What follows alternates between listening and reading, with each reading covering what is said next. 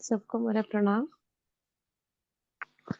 आज मैं एक कहानी सुनाऊँगी जो सच्ची भक्त की कहानी। और उस कहानी में भक्त हमारा सबरी है और भगवान श्री रामचंद्र है। जो कहानी हमने पहले भी सुन चुके हैं, उस कहानी को मैं थोड़ा-सा अलग तरीक़ा से सुनाना चाहती हूँ। तो प्रभु श्री रामचंद्र, भगवान प्रभु श्री रामचंद्र की महिमा तो हमें सबको पता ही है, फिर भी हमें उनके गुणगान करना चाहिए। तो इस जो भक्त सबरी है, वो एक गाँव की कन्या है।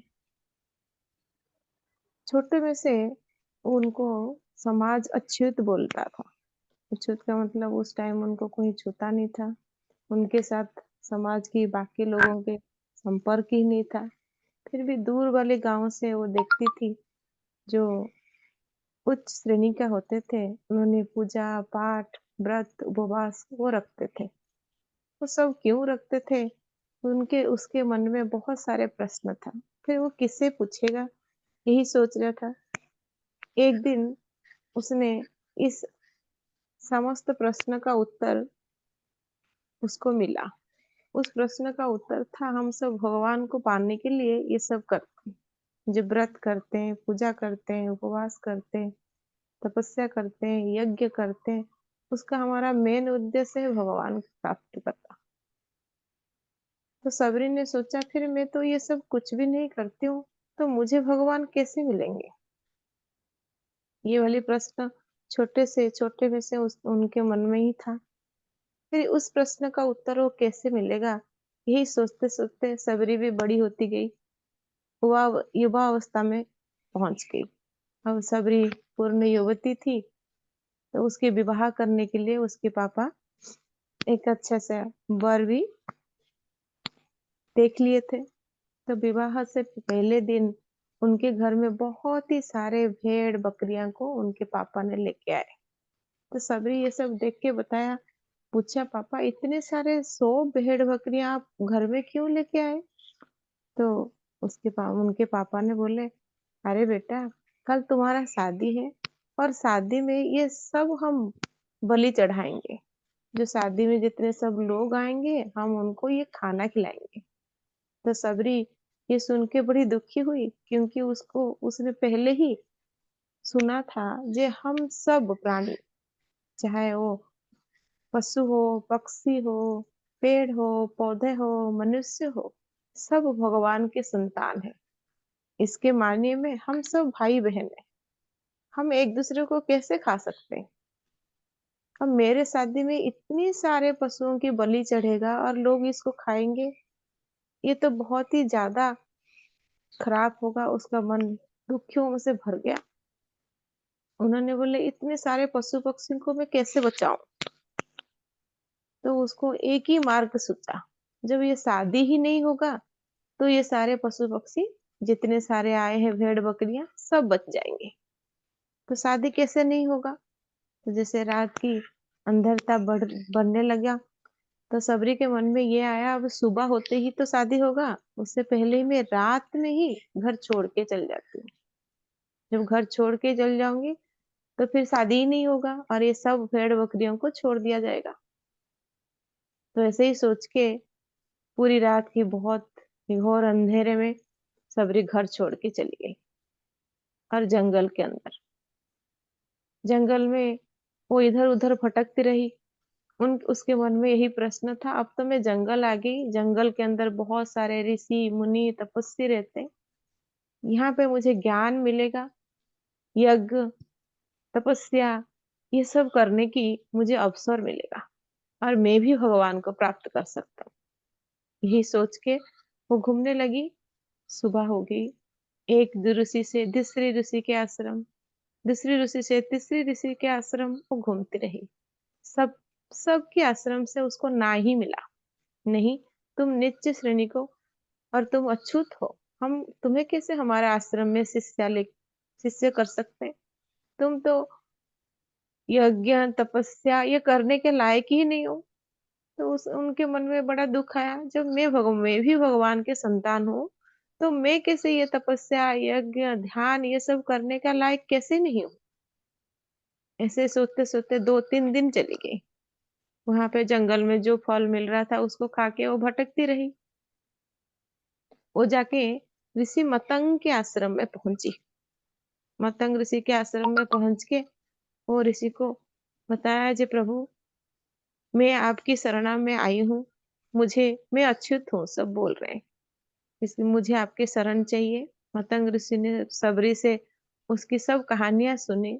उसके बाद वो सबरी के मन की भाव पढ़ने लगे। जे सबरी को भगवान का ये आशीर्वाद चाहिए।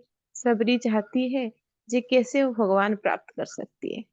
तो ये जो महान उद्देश्य लेके सबरी आई हुई है, तो उसको मुझे लौटाना सही बात नहीं होगा। तो मतंग ऋषि ने बताया, ये सबरी, तुम तो बचपन से ही शिक्षा का शिक्षा दीक्षा कुछ भी नहीं लिए हो। तुम्हारे लिए शिक्षा का मार्ग और जो हमारा यज्ञ के मार्ग, ये सब तुम्हारे लिए मुश्किल हो सकता है। तो भगवान प्राप्ति का मैं एक सरल उपाय तुम्हें बताती हूँ।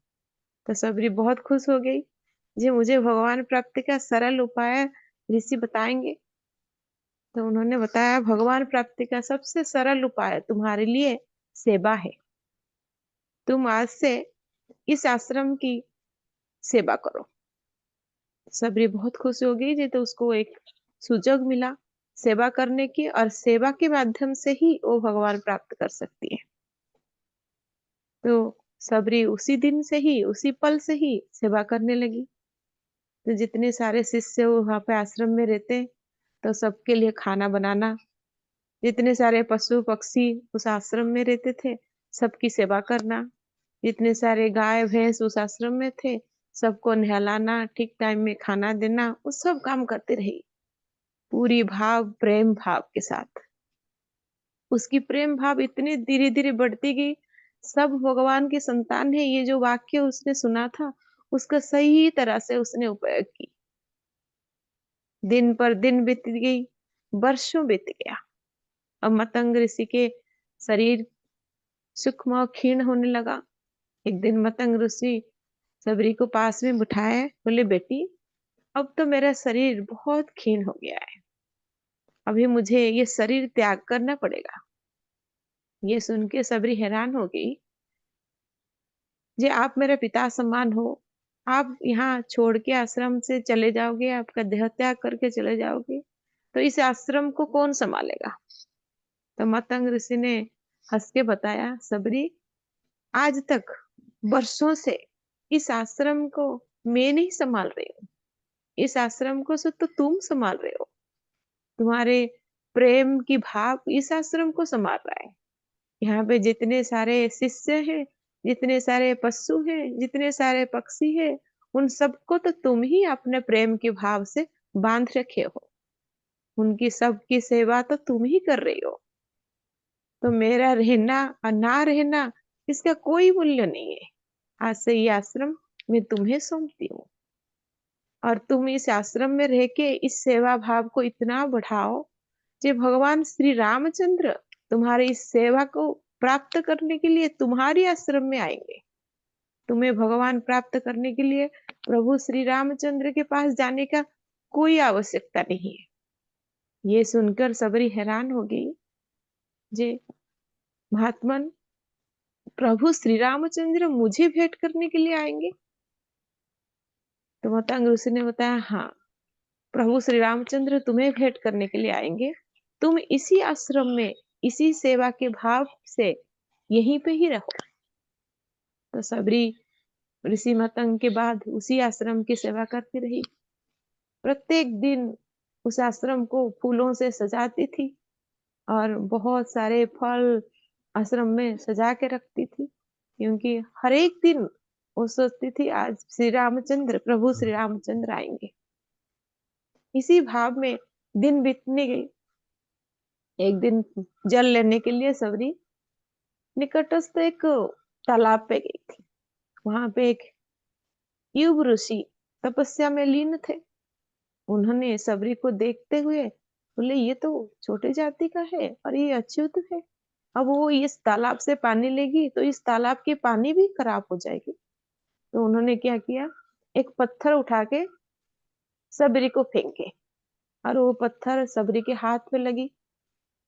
सबरी के हाथ में लगकर उस पत्थर का चोट से सबरी के हाथ से रक्त बहने लगी और रक्त की एक बूंद उस तालाब में गिर गई। तुरंत ही उस तालाब के पानी ही रक्त भर गया। ये देखकर उस ये सन्यासी ने सबरी को और भी भला बुरा कहने लगे। बोले, तुम बहुत पापी हो, तुम्हारी रक्त से ही ये तालाब रक्त भर गया, तुम यहाँ पे दिखना नहीं चाहिए। ऐसे करके उनको गाली दी। अब सबरी अपने आश्रम में वापस आई। ऐसे ही वहां पे भी वर्षों बीत गया। उस तालाब के पानी और लोगों, पशु पक्षी कोई भी व्यवहार नहीं कर पाए, क्योंकि वो तालाब के पानी रक्तमय हो गया था, पूरा रक्त भरा हुआ था। इसका महात्म्य तो युग ऋषि समझ ही नहीं पाए, पर सबरी को मन ही मन कोसते रहे। ऐसे कई वर्षों के बाद प्रभु भगवान श्री रामचंद्र उनके वनवास के समय उसी जंगल में उपस्थित हुए। ये सुनकर युग ऋषि दौड़ते हुए श्री रामचंद्र के चरण में गए। बोले, प्रभु, हमारा निकटस्थ एक तालाब है और उस तालाब एक पापिनी की वजह से रक्तमय हो गया है। प्रभु, आप आके आपके चरण कमल से उस तालाब को पानी को शुद्ध कर दीजिए। मैं तो बहुत ही बार गंगा, यमुना, सरस्वती सबकी नदियों की पानी उस तालाब में डाल चुकी हूँ, फिर भी उस तालाब के पानी अभी भी रक्तमय है। तो प्रभु श्री रामचंद्र तुरंत उस तालाब के पास आके पहुंचे और जैसे ही ये उस सन्यासी ने बोला, जी आप अपना चरण कमल के स्पर्श से इस पानी को, इस रक्तमय पानी को दोबारा हमें जल बना दीजिए। तो वैसे ही श्री रामचंद्र भी उसी काम किए, अपना चरण कमल पानी में स्पर्श किए, कोई फर्क नहीं पड़ा। तो ऋषि ने बोले, प्रभु, आप उस तालाब के अंदर ही अपना दोनों पैर डुबा दीजिए। तो प्रभु श्री रामचंद्र भी वैसे ही किए, तालाब के अंदर अपना दोनों पैर ही डुबा दिए, फिर भी कोई फर्क नहीं पड़ा। तालाब के पानी जैसे ही रक्तमय था, अभी वैसे ही रक्तमय था। प्रभु श्री रामचंद्र उस तालाब के पानी से अपना पैर निकाले और बोले, महात्मन, इस तालाब की इतिहास मुझे बताइए। ऋषि उस तालाब की इतिहास जैसे हुआ था वैसे ही बताए। जे मैंने एक पापिनी को, यहाँ पे निकटस्थ आश्रम में रहती है, उसको मैंने पत्थर मारा और उसकी रक्त के एक बूंद से इस तालाब के पानी रक्तमय हो गया। ये सुनकर श्री रामचंद्र प्रभु भगवान श्री रामचंद्र के मन में बहुत ही ज्यादा उत्साह जागृत हुआ। एक बूंद रक्त में से, रक्त की प्रभाव से ये पूरा पानी रक्तमय हो गया। तो उन्होंने बताया, कौन है वो देवी प्रतिमा महात्मन? श्री रामचंद्र प्रभु के मुंह से देवी सुनकर ऋषि ने हैरान हो गई। बोले, प्रभु, वो देवी नहीं है, वो तो एक पापिनी है। तो उन्होंने बोले, आप उनको बोलो, जी श्री रामचंद्र प्रभु आए हैं, वो आपसे मिलना चाहते हैं, आप उनको बुलाओ। तो ऋषि तुरंत ये वाली संदेश सबरी के पास भेज दिए। तो सबरी ये सुनकर, जो बरसों से जो वो अपेक्षा कर रही थी, प्रभु श्री रामचंद्र आएंगे, प्रभु श्री रामचंद्र आएंगे, उनका नाम ही सुनते तो सबरी दौड़ते हुए आई, जैसे तालाब की किनारे में पहुंची। उसका जो दौड़ने का प्रभाव था, उसमें बहुत ही सारा धूल उड़ रहे थे। उनके पैरों की प्रभाव से बहुत सारे धूल उड़ रहे थे। वो धूल जल में जाके गिरे और उस धूल जल में जाके गिरे तो जल दोबारा रक्तमय जल जल में परिवर्तन हो गया। ये देखते हुए ऋषि भी ताज्जुब हो गए और श्री रामचंद्र प्रभु प्रभु बोले, ये तो साक्षात देवी प्रतिमा है। उनकी पैर की धूल के वजह से अभी वो तालाब की पानी तुरंत जलमय हो गया, जो मेरे पैर छूने में भी नहीं हो रहा था। ये सुनकर उन्होंने सबरी के पास जा पहुँचे। सबरी तो पहले ही भाव में डूबी हुई थी जी, कब प्रभु आएँगे, कब प्रभु आएँगे। अब वो अपने प्रभु को सामने देखकर भक्त विभोर हो गई और प्रभु के पैर में, चरण कमल में लेट गई और चरण पकड़ के रोने लगी। प्रभु बोले, अभी तो तुम्हारा ये रोने का समय नहीं है। अभी तो मैं आई हूँ आप तुम्हारी सेवा पाने के लिए। माते, अब तुम्हारा सेवा की पूर्णता प्राप्ति होगी। तो ये सुनकर सबरी ने बोली, प्रभु आप मेरे आश्रम में आइए। तो प्रभु को उन्होंने अपना आश्रम में लेकर आए और अपना आश्रम में बिठा के, जो हमने पहले ही सुन चुके हैं, सबरी चक चक के फल प्रभु को खिलाती रही। ये सुनकर भी लक्ष्मण ने बोले, ये तो सब झूठा दे रही है आपको।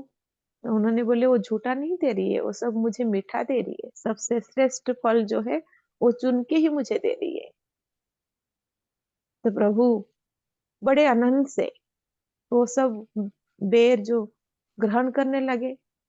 तो एक एक बेर ग्रहण तो करते करते सबरी भावमय हो गई और मतंग ऋषि की कहना अब उसके लिए सत्य प्रमाणित हुआ। प्रभु श्री रामचंद्र आएंगे और तुम्हें वो सेवा के मौका देंगे और उसके बाद सेवा के बल से तुम्हें भगवान प्राप्त होगी।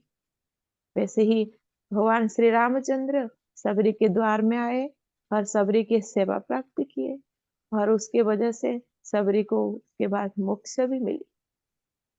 तो जैसे हमें ध्यान, पूजा, पाठ, व्रत, उपवास ये सब माध्यम में भगवान प्राप्त कर सकते हैं, वैसे एक सरल माध्यम है सेवा से हम भगवान प्राप्त करते, और वो सेवा निष्काम होना चाहिए। Thank you sir.